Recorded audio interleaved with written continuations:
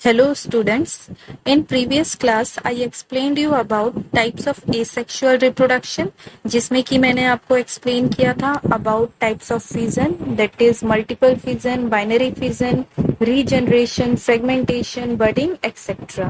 Okay आज की class में जो मैं आपको एक्सप्लेन करूंगी next type of asexual reproduction जो कि है vegetative propagation and spore formation.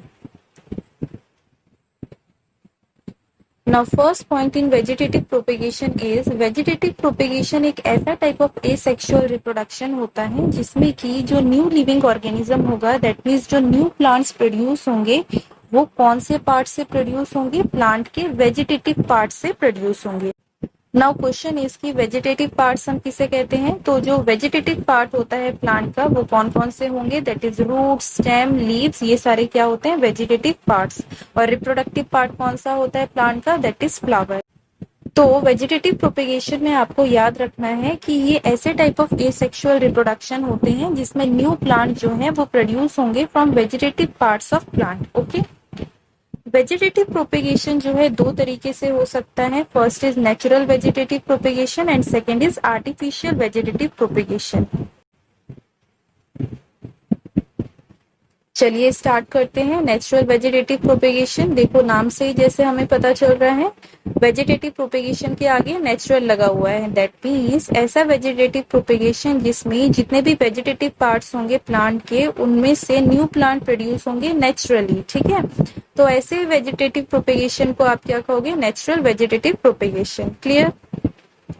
अब देखो इसमें वन बाय वन हम देखेंगे कि कैसे जो वेजिटेटिव पार्ट्स है प्लांट के वो कैसे इन्वॉल्व होते हैं in the production of new plant.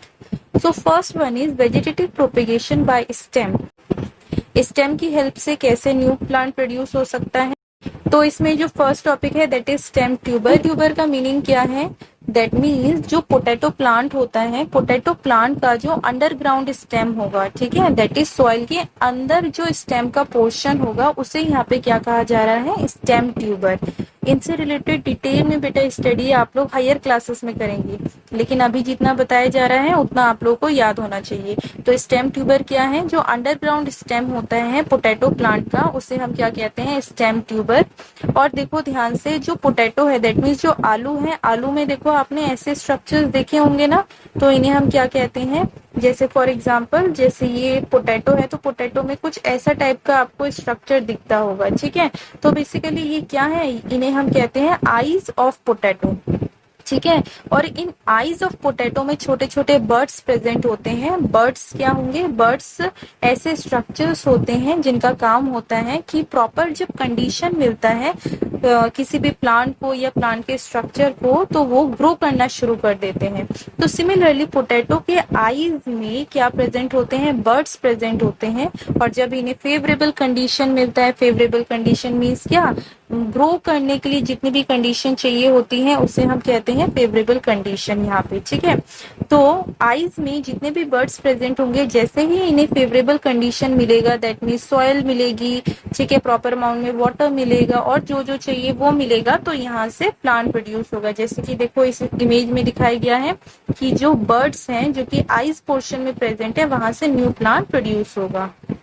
ठीक है, तो फर्स्ट जो हमने यहाँ पे सीखा वो क्या है कि जो वेजिटेटिव प्रोपेगेशन है स्टेम की हेल्प से, वो किसकी हेल्प से होता है, दैट इज स्टेम ट्यूबर.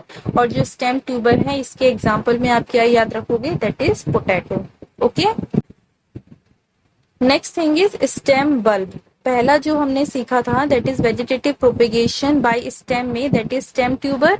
दूसरा आता है स्टेम बल्ब. स्टेम बल्ब में आप बताओगे कि जो अंडरग्राउंड स्टेम होता है जैसे कि अनियन प्लांट का या ट्यूलिप प्लांट का या लिली प्लांट का, उनके स्टेम को, अंडरग्राउंड स्टेम को हम क्या कहते हैं, स्टेम बल्ब.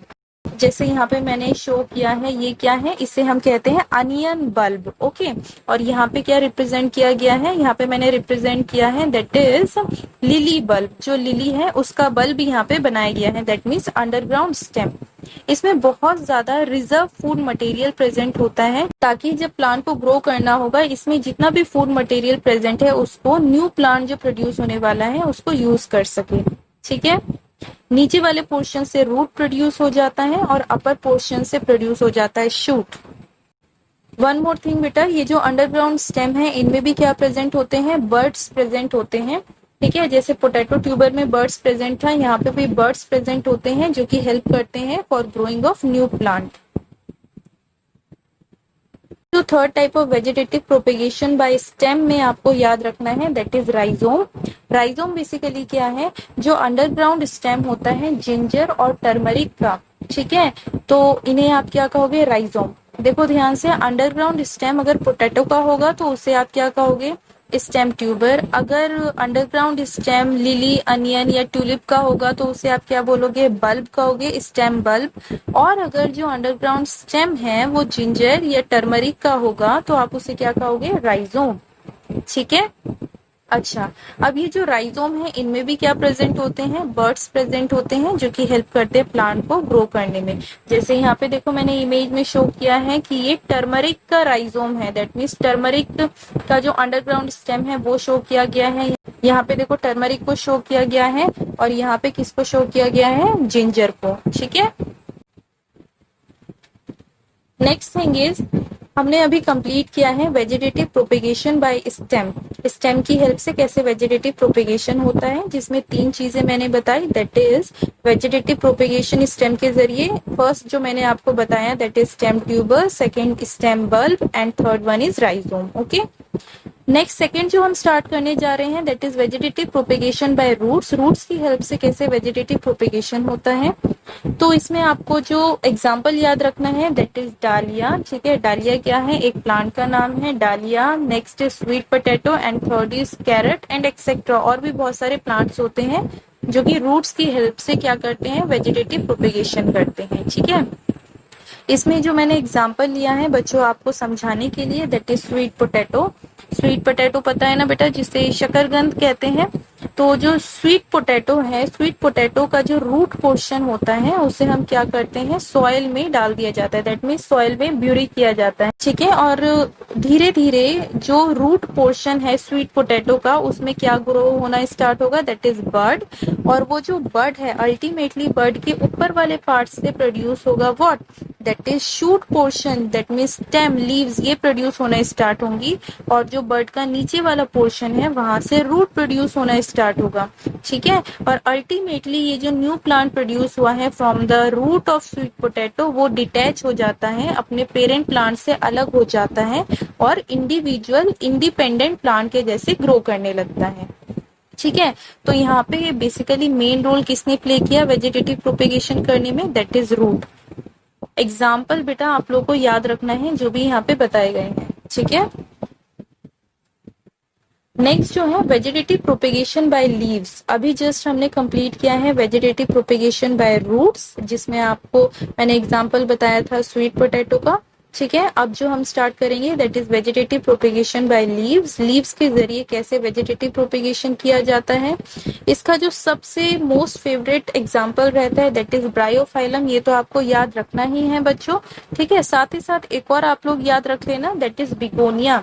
ये दो प्लांट है जिनके जो लीव्स हैं वो वेजिटेटिव प्रोपेगेशन करते हैं। ठीक है, जैसे देखो मैंने यहाँ पे एग्जांपल लिया है ब्रायोफाइलम का। ब्रायोफाइलम की जो लीव्स हैं आपको दिख रहा होगा बच्चों कि देखो ऐसे में बनी हुई है। तो यहाँ पे जो डेप्थ आपको दिखाई दे रहा है, डेप्थ आप समझ रहे हो, जो गहराई वाला पोर्शन दिखाई दे रहा है, यहाँ पे क्या प्रेजेंट होते हैं, बर्ड्स प्रेजेंट होते हैं। इन रीजन्स में क्या प्रेजेंट होते हैं, बर्ड्स प्रेजेंट होते हैं।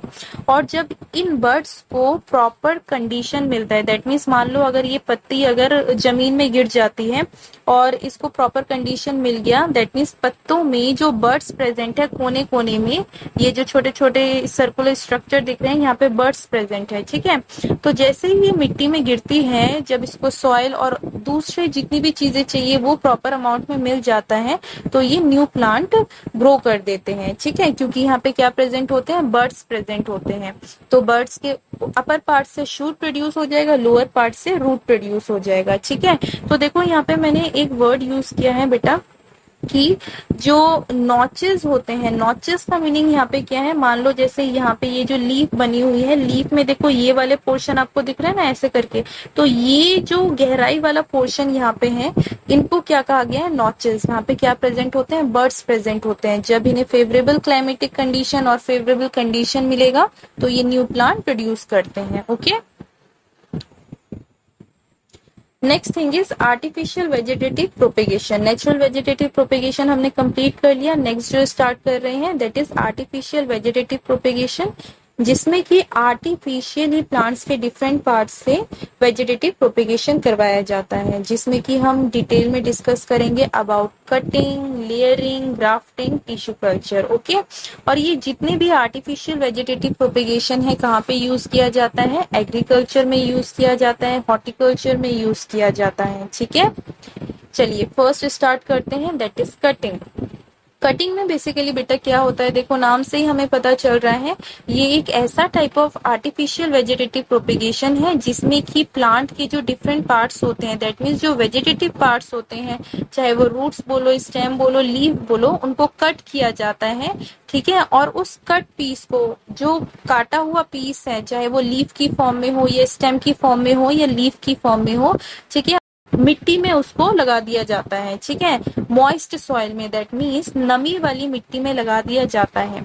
आफ्टर सम डे ये देखा जाता है कि जो पोर्शन, जो पीस लगाया गया था, ठीक है, जो टुकड़ा लगाया गया था मिट्टी में, उसमें से क्या प्रोड्यूस होना स्टार्ट होगा, रूट प्रोड्यूस होना स्टार्ट हो जाएगा और शूट प्रोड्यूस होना स्टार्ट हो जाएगा। जैसे देखो बच्चों, मैंने यहाँ पे एग्जांपल लिया है रोज प्लांट का। कहीं पे भी अगर गुलाब का पौधा अगर ग्रो कर रहा है, अगर उसके स्टेम को आप ऑब्लिकली कट करोगे, ऑब्लिकली कट करने का मीनिंग क्या है, फॉर एग्जांपल अगर ये स्टेम है रोज का, तो इसको जब हम ऑब्लिकली कट करते हैं, दैट मीन्स ऐसे टेढ़े फॉर्म में कट करते हैं। ठीक है, टेढ़े फॉर्म में कट करने का मीनिंग क्या है, दो तरीके से कट कर सकते हैं। मान लो अगर ये स्टेम है, अगर मैं ऐसे कट करूं दैट मीन्स सीधा कट किया, और अगर ये स्टेम है, अगर मैं इसे ऐसे थोड़ा सा तिरछे फॉर्म में अगर कट कर रही हूँ तो इसे हम क्या बोलेंगे, ऑब्लिकली कट करना। ठीक है, तो ऑब्लिकली कट करना होता है स्टेम को, और उसके बाद इसको कहाँ डाल दिया जाता है, कहाँ पे ब्यूरी कर दिया जाता है, सॉइल में। ठीक है, आफ्टर समडे ये देखा जाता है कि लोअर पोर्शन से रूट प्रोड्यूस हो जाते हैं एंड अपर पोर्शन से शूट प्रोड्यूस हो जाता है। तो इस तरीके से कटिंग की मदद से हम वेजिटेटिव प्रोपेगेशन करवा सकते हैं through different vegetative parts of plant. और इसमें जो आपको एग्जाम्पल याद रखना है that is rose, bougainvillea and sugar cane.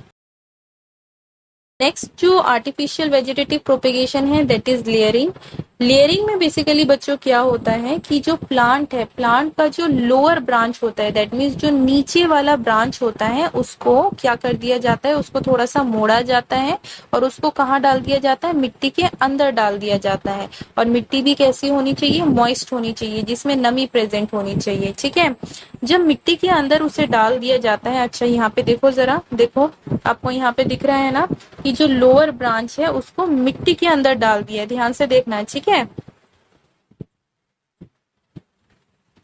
Lower branch को क्या किया गया है, मिट्टी के अंदर डाल दिया जाता है। यहाँ पे भी देखो लोअर ब्रांच को, दैट मीन्स जो नीचे वाली ब्रांच है उसको मिट्टी के अंदर डाल दिया जाता है।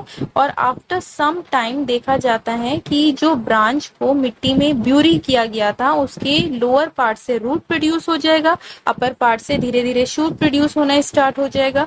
और उसके बाद क्या किया जाता है, जो मेन प्लांट है, मेन प्लांट से इस लोअर ब्रांच को कट कर दिया जाता है ताकि जो लोअर ब्रांच है ये इंडिविजुअल प्लांट के जैसे ग्रो कर सके।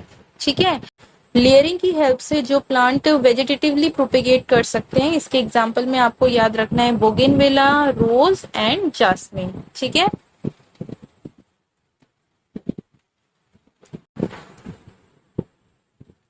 Next type of artificial vegetative propagation is grafting. Grafting basically क्या होता है, एक ऐसा टाइप का आर्टिफिशियल वेजिटेटिव प्रोपेगेशन होता है जिसको हम यूज करते हैं, दो प्लांट अगर है उन दोनों की कॉम्बिनेशन टाइप का अगर हमें कोई प्लांट प्रोड्यूस करवाना है तो उस केस में हम ग्राफ्टिंग यूज करेंगे। जैसे कि फॉर एग्जांपल मान लेते हैं कि हमारे पास एक प्लांट है दैट इज ए प्लांट। ठीक है, इसको मान लेते हैं ए प्लांट है जो कि रेड कलर के फ्लावर प्रोड्यूस करता है। ठीक है, ए प्लांट जो है वो रेड कलर के फ्लावर प्रोड्यूस करता है, वहीं दूसरा प्लांट जो मैं ले रही हूँ ये कैसा फ्लावर प्रोड्यूस करता है, दैट इज इसको मान लेते हैं कि ये व्हाइट कलर के फ्लावर प्रोड्यूस करता है और इसे बोल देते हैं ये बी है। ठीक है, अब जो मुझे प्लांट चाहिए, मुझे ऐसा प्लांट चाहिए जो कि कैसा फ्लावर प्रोड्यूस करता हो, पिंक कलर के। तो ए जो प्लांट है ये भी पिंक कलर के फ्लावर प्रोड्यूस नहीं करता है और जो बी है ये भी प्रोड्यूस नहीं करता है पिंक कलर के फ्लावर। तो ऐसे केस में क्या करेंगे, तो ऐसे केस में grafting artificial vegetative propagation use किया जाता है। कैसे, जो ए का स्टेम होगा, ठीक है, उसे कट करके या तो हम बी में लगा सकते हैं या जो बी का स्टेम होगा उसे कट करके हम किस में लगा सकते हैं, ए में लगा सकते हैं। ठीक है, जब कट करके हम लगाएंगे, मान लेते हैं कि ए के एक स्टेम को कट करके अगर मैं बी के स्टेम में अगर लगाती हूँ तो आफ्टर सम टाइम उस प्लांट में, दैट मीन्स इस प्लांट में जो नए फ्लावर प्रोड्यूस होंगे वो कैसे होंगे, पिंक कलर के होंगे। ठीक है, अब नेक्स्ट थिंग जो इसमें समझना है दैट इज सियोन और स्टॉक। सियोन और स्टॉक का मीनिंग क्या है, that means for example, again मैं एग्जाम्पल से आपको समझा रही हूँ सियोन और स्टॉक का मीनिंग क्या होता है। लेट्स सी हियर अगेन, देखो जैसे कि मान लेते हैं कि ये एक फ्लावर है, ठीक है, इसको ए कह देते हैं, वहीं दूसरा एक और फ्लावर बना देते हैं, इसे हम कह देते हैं बी। ठीक है, अगर मैं, अच्छा वन मोर थिंग, ए जो प्लांट है इसके पास भी खुद के रूट्स प्रेजेंट होंगे और जो बी प्लांट है इसके पास भी खुद के रूट्स प्रेजेंट होंगे। ठीक है, तो एक ऐसा प्लांट जिसके स्टेम को हम कट कर दे रहे हैं और कट करने के बाद दूसरे प्लांट में लगा रहे हैं, तो जिस प्लांट के स्टेम को कट करके हमने दूसरे में लगाया, तो क्या ये जो ए प्लांट का जो हमने स्टेम लिया, क्या इसके पास खुद का जड़ रहेगा, दैट मीन्स ये वाला जो पोर्शन मैं कट करके यहाँ पे लगा रही हूँ, तो इसको हम क्या कहेंगे, सियोन। सियोन एक ऐसा पोर्शन होता है प्लांट का जिसे हम कट करके दूसरे प्लांट में लगाने वाले हैं। स्टॉक क्या होगा, स्टॉक जिसके पास खुद का रूट प्रेजेंट है और उसमें हम दूसरा जो प्लांट है उसका स्टेम लगाने वाले हैं, उसे हम क्या कहेंगे, स्टॉक।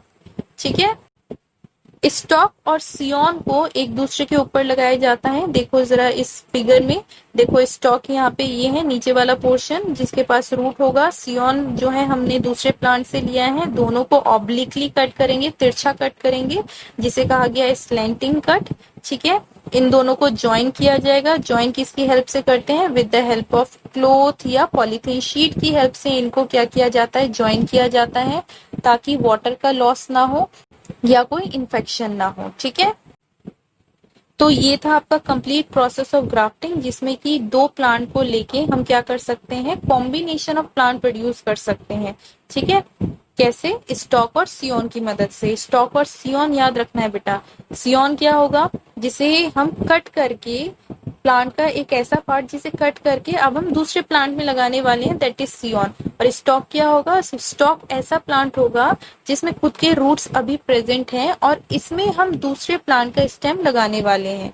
ठीक है, दोनों में जो कैरेक्टरिस्टिक होगी दोनों कंबाइन होगी। अब जो न्यू जो उसमें फ्लावर प्रोड्यूस होंगे या जो भी न्यू पार्ट्स प्रोड्यूस होंगे उसमें कॉम्बिनेशन ऑफ कैरेक्टर्स प्रेजेंट होंगे। Clear. Next is tissue culture. Tissue culture basically क्या है बेटा, टिश्यू कल्चर बहुत ज्यादा इंपॉर्टेंट टॉपिक है। ठीक है, और आज के टाइम में बहुत ज्यादा यूज किया जाता है। टिश्यू कल्चर बेसिकली क्या है, एक ऐसा टेक्निक है जिसमें कि नए प्लांट्स को ग्रो करवाया जाता है। कैसे, प्लांट का छोटा सा टुकड़ा ले लिया जाता है, ठीक है, जिसे हम क्या कहते हैं, एक्सप्लांट।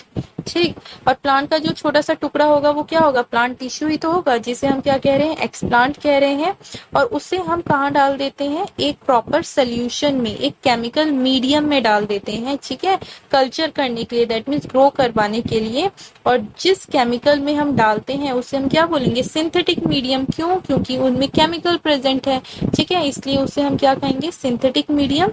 और वहां पे जो कंडीशन होगी वो कैसी कंडीशन होगी, एसेप्टिक कंडीशन। एसेप्टिक कंडीशन का मीनिंग होता है ऐसी कंडीशन जहां पे माइक्रो ऑर्गेनिजम्स ना हो। ठीक है, जैसे फॉर एग्जांपल फिगर में देखो कि हमने टेस्ट ट्यूब में यहाँ पे केमिकल ले लिया है। केमिकल में बेसिकली क्या होगा, सारे न्यूट्रिएंट्स प्रेजेंट होंगे जो कि रिक्वायरमेंट होंगे प्लांट्स को ग्रो करवाने के लिए। ठीक है, इसमें हमने क्या डाला है, प्लांट टिश्यू डाला है जिसे हमने क्या कहा था, एक्सप्लांट। और इसको कवर कर देंगे कॉटन प्लग से, दैट मीन्स कॉटन लगा देंगे ताकि बाहर से कुछ भी उल्टा सीधा अंदर ना आ सके। ठीक है, एकदम एसेप्टिक कंडीशन होगा। नेक्स्ट थिंग इज, इसमें डिफरेंट टाइप्स ऑफ हॉर्मोन्स डाले जाएंगे ताकि जो प्लांट टिश्यू है वो प्रॉपरली ग्रो कर सके। ठीक, ओके।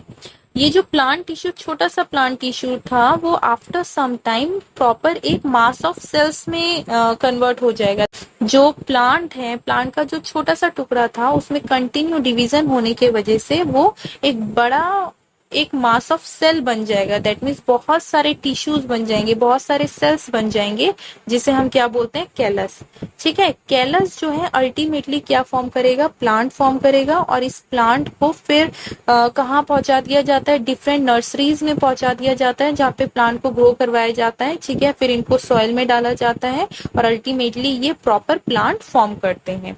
ठीक है, जो टिश्यू कल्चर है, बेसिकली टिश्यू कल्चर को हम कौन कौन से प्लांट में यूज कर सकते हैं, that is orchids, chrysanthemum, asparagus etcetera. Okay, और भी बहुत सारे प्लांट्स हैं जिन्हें हम ग्रो करवा सकते हैं with the help of tissue culture. Next thing is advantages of vegetative propagation. Vegetative propagation के क्या क्या एडवांटेजेस हो सकते हैं, क्या क्या फायदे हो सकते हैं। तो पहला जो एडवांटेज है वो ये है, it is quick method of multiplying plants. ये एक ऐसा तरीका है जिसके हेल्प से हम जो प्लांट्स हैं, प्लांट्स को फटाफट ग्रो करवा सकते हैं। ठीक है, नेक्स्ट इज, जो वेजिटेटिव प्रोपेगेशन से प्लांट प्रोड्यूस होते हैं ये कम समय में बड़े हो जाते हैं। ठीक है, और ज्यादा से ज्यादा फ्रूट्स प्रोड्यूस करते हैं। ठीक है, और जो प्लांट सीड्स की हेल्प से ग्रो करते हैं उनके कंडीशन में जो फ्रूट प्रोड्यूस होगा वो कम होंगे एज कंपैरिजन विद ऐसे प्लांट जो कि वेजिटेटिव प्रोपेगेशन से ग्रो हुए हैं। ठीक है, नेक्स्ट थर्ड पॉइंट इज, क्योंकि वेजिटेटिव प्रोपेगेशन एक टाइप का एसेक्सुअल रिप्रोडक्शन होता है, तो इसमें जो न्यू इंडिविजुअल प्रोड्यूस होंगे वो एग्जैक्ट कॉपीज होते हैं पेरेंट प्लांट के। ठीक है, तो जो पेरेंट प्लांट में खूबियां होंगी, जो अच्छी खासियत होंगी, वो सारी अच्छी खासियत हूबहू किस में आ जाती है, न्यू इंडिविजुअल में आ जाती है, न्यू प्लांट में आ जाती है, बिना किसी चेंजेस के, क्योंकि यहाँ पे ओनली सिंगल पेरेंट इन्वॉल्व होते हैं। Okay, next fourth advantage is, जितने भी सीडलेस प्लांट है, सीडलेस प्लांट का मीनिंग क्या है, ऐसे प्लांट जिनमें सीड्स प्रेजेंट नहीं होते हैं उन्हें कहा जा रहा है सीडलेस प्लांट। तो जितने भी सीडलेस प्लांट होते हैं जैसे कि बनाना, शुगर केन, पाइन एप्पल, इन्हें भी हम इजीली ग्रो करवा सकते हैं with the help of vegetative propagation.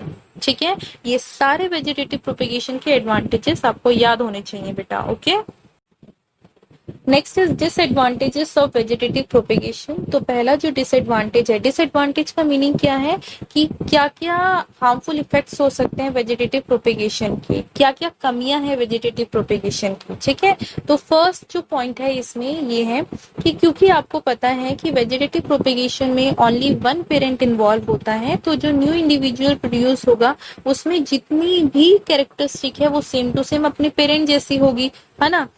तो अगर मान लेते हैं कि कोई पेरेंट है, अगर उसमें डिजीज है, कोई बीमारी है, तो वो बीमारी जो होगी एज इट इज वो किस में ट्रांसफर हो जाएगी, डॉटर प्लांट्स में, दैट मीन्स न्यू प्लांट्स में ट्रांसफर हो जाएगी। ठीक है, सेकेंड थिंग इज कि जितने भी सीड प्रोड्यूसिंग प्लांट होते हैं, सीड प्रोड्यूसिंग प्लांट में जो सीड्स हैं उनको हम स्टोर करके रख सकते हैं और बाद में हम उन सीड्स से क्या कर सकते हैं, न्यू प्लांट्स ग्रो करवा सकते हैं। लेकिन वेजिटेटिव प्रोपेगेशन में जो वेजिटेटिव प्रोपेग्यूल्स होते हैं, वेजिटेटिव प्रोपेग्यूल्स में ऐसे स्ट्रक्चर जिसकी हेल्प से हम क्या करते हैं, न्यू प्लांट प्रोड्यूस करवाते हैं वेजिटेटिवली। ठीक है, by using vegetative parts of plant. तो इन पार्ट्स को हम स्टोर करके नहीं रख सकते हैं इन फ्यूचर के लिए ताकि हम इन्हें ग्रो करवा सके, तो ये भी एक बहुत बड़ी कमी है। ठीक है, नेक्स्ट थर्ड इज, जो वेजिटेटिव प्रोपेगेशन के जरिए जो नए प्लांट प्रोड्यूस होते हैं वो अपने वातावरण के अनुसार अपने आप को नहीं ढाल पाते हैं, अडेप्ट नहीं कर पाते हैं। लेकिन जो प्लांट सीड की मदद से ग्रो होते हैं, सेक्सुअल रिप्रोडक्शन की मदद से ग्रो होते हैं, वो अपने आप को अपने एनवायरनमेंट के अकॉर्डिंग चेंज कर लेते हैं। तो ये 3 डिसएडवांटेजेस हैं वेजिटेटिव प्रोपेगेशन के। Okay, Next type of asexual reproduction is spore formation. Spore formation basically क्या है बेटा? स्पोर फॉर्मेशन एक ऐसा टाइप ऑफ एसेक्सुअल रिप्रोडक्शन होता है जिसमें कि स्पोर्स प्रोड्यूस होते हैं, ठीक है। स्पोर्स क्या होते हैं? छोटे छोटे स्पेरिकल शेप के यूनिसेलुलर, दैट मीन्स एक सेल से बने हुए स्ट्रक्चर्स होते हैं जिनके बाहर एक थिक वॉल प्रेजेंट होती है जो कि इन्हें प्रोटेक्ट करती है ड्यूरिंग अनफेवरेबल क्लाइमेटिक कंडीशन, और you can say unfavourable condition. Now question is कि मैम अनफेवरेबल कंडीशन क्या है? अनफेवरेबल कंडीशन का मीनिंग होता है एक ऐसी कंडीशन जिसमें कि मान लेते हैं कि टेम्परेचर बहुत ज्यादा हो, खाना सही से नहीं मिल रहा हो, फूड मटेरियल की अवेलेबिलिटी ना हो, वाटर की अवेलेबिलिटी ना हो। तो ऐसी कंडीशन जिसमें जो ग्रोथ होती है वो प्रॉपर्ली नहीं हो पाती है, जो चीज हमें चाहिए होती है प्लांट को या किसी भी लिविंग ऑर्गेनिज्म को चाहिए होती है वो उसे नहीं मिल पा रही है, तो ऐसे कंडीशन को हम बोलते हैं unfavourable condition. Okay, so during unfavourable condition जितने भी मोस्टली ये जो होता है स्पोर फॉर्मेशन का प्रोसेस किसमें होता है? फंजाई, बैक्टीरिया और कुछ मॉसस और फर्न्स भी हैं जिसमें कि स्पोर फॉर्मेशन होता है। तो स्पोर में, स्पोर के आउटर लेयर में एक थिक वॉल प्रेजेंट होता है जो कि स्पोर्स को प्रोटेक्ट करता है ड्यूरिंग अनफेवरेबल क्लाइमेटिक कंडीशन, ठीक है। अच्छा, अब नेक्स्ट थिंग देखो, जैसे ही फेवरेबल कंडीशन आती है, ठीक है, जब फूड अवेलेबिलिटी हो जाएगा, क्लाइमेट अच्छा हो जाएगा, एनवायरनमेंट एकदम प्रॉपर हो जाएगा, तो उस टाइम में क्या होगा, जो ये बाहर की जो कवरिंग मैंने बनाई है, ठीक है, ये हट जाती है, ये बाहर की कवरिंग धीरे धीरे हट जाती है और जो स्पोर्स हैं ये रिलीज हो जाते हैं, ठीक है, और जहां पे ये गिरते हैं वहां पे न्यू प्लांट प्रोड्यूस कर देते हैं, ठीक है। नेक्स्ट थिंग इज जो स्पोर फॉर्मेशन है मोस्टली कौन से लिविंग ऑर्गेनिज्म करते हैं? That is fungi and bacteria, ठीक है। इसके अलावा जो स्पोर फॉर्मेशन की हेल्प से एसेक्सुअल रिप्रोडक्शन करते हैं that is fern and mosses, ठीक है। और ब्रेड मोल्ड, ब्रेड मोल्ड बेटा आपको पता है एक टाइप का फंजाई होता है जिसमें आपको एग्जाम्पल में याद रखना है राइजोपस, जो कि मैं आपको नेक्स्ट स्लाइड में शो करूंगी। देखो बेटा, आपने ब्रेड में देखा होगा कि ऐसा व्हाइट व्हाइट जम जाता है ना, ठीक है। बेसिकली ये क्या होता है? फंजाई है जिसे हम हिंदी में फफूंद बोलते हैं, ठीक है। बहुत दिनों तक अगर हम ब्रेड को रख देते हैं तो ऐसा व्हाइट व्हाइट हमें शो होने लगता है। ऐसा रोटियों में भी होता है ना, आपने देखा होगा। तो बेसिकली ये है क्या, यहाँ पे फंजाई ग्रो हो रहे हैं, ठीक है। और इन्हें हम क्या कहते हैं? Bread mould. और ब्रेड मोल्ड जो है इसे हम प्रॉपरली किस नाम से जानते हैं? दैट इज राइजोपस, ये एक फंजाई का नाम है, ठीक है, जो कि क्या कॉज करता है ब्रेड में। ये देखो जितना भी स्पॉइलेज है, ये जो व्हाइट व्हाइट ग्रोथ है बेसिकली किसकी है? फंजाई की है, ठीक है। और जब इन्हें हम माइक्रोस्कोप में देखते हैं समहाउ हमें ऐसा स्ट्रक्चर दिखता है। यहाँ पे देखो आपको थ्रेड लाइक स्ट्रक्चर दिख रहे हैं। ये जो थ्रेड लाइक स्ट्रक्चर है फंजाई का, इसे हम क्या कहते हैं? हाइफा, ठीक है, हाइफा या हाइफे कहते हैं, ठीक है। और यहाँ पे देखो ऊपर जो स्ट्रक्चर्स दिख रहे हैं ये क्या है? ये रिप्रोडक्टिव स्ट्रक्चर्स है, ठीक है। अच्छा, वन मोर थिंग, माइसीलियम क्या होता है? माइसीलियम मीन्स जब ये thread like structure network form करते हैं इन्हें हम कहते हैं माइसीलियम। ये सारी चीजें हायर स्टैंडर्ड्स की है बेटा, इतना डिटेल में जाने की जरूरत नहीं है। मेन जो इंपॉर्टेंट यहाँ पे दैट इज स्पोर। देखो स्पोर क्या है? जब रिलीज होंगे, जहां पे भी ब्रेड में गिरेंगे वहीं पे ऐसा व्हाइट व्हाइट स्ट्रक्चर बनना स्टार्ट हो जाएगा, ठीक है। दैट मीन्स जो फंजाई की पॉपुलेशन है वो धीरे धीरे इंक्रीज होना स्टार्ट हो जाएगी जहां पे भी ये स्पोर गिरेंगे। स्पोर बेसिकली क्या है? स्पोर रिप्रोडक्टिव स्ट्रक्चर्स हैं, ठीक है। स्पोर्स क्या है? यूनिसेलुलर स्ट्रक्चर्स हैं जो कि फंजाई की ग्रोथ को इंक्रीज करने में यहाँ पे हेल्प कर रहे हैं, अगर मैं ब्रेड मोल्ड की बात करूं, ठीक है। Next is orange mould. Orange mould भी आपने देखा होगा कि जो संतरे होते हैं उसके बाहर भी ऐसा व्हाइट व्हाइट की लेयर जम जाती है, जो कि बेसिकली क्या है? फंजाई की ग्रोथ होती है। एक टाइप का फंजाई होता है जो कि ग्रो करता है, ठीक है। तो यहाँ पे आपको ये याद रखना है कि कैसे जो फंजाई है और जो बैक्टीरिया हैं और फर्न्स हैं, मॉसस हैं, वो क्या करते हैं? स्पोर फॉर्मेशन की हेल्प से एसेक्सुअल रिप्रोडक्शन करते हैं, ठीक है। तो यहाँ पे बेटा जो एसेक्सुअल रिप्रोडक्शन का टॉपिक है हमारा कंप्लीट होता है। नेक्स्ट क्लास से हम स्टार्ट करेंगे सेक्सुअल रिप्रोडक्शन, ओके।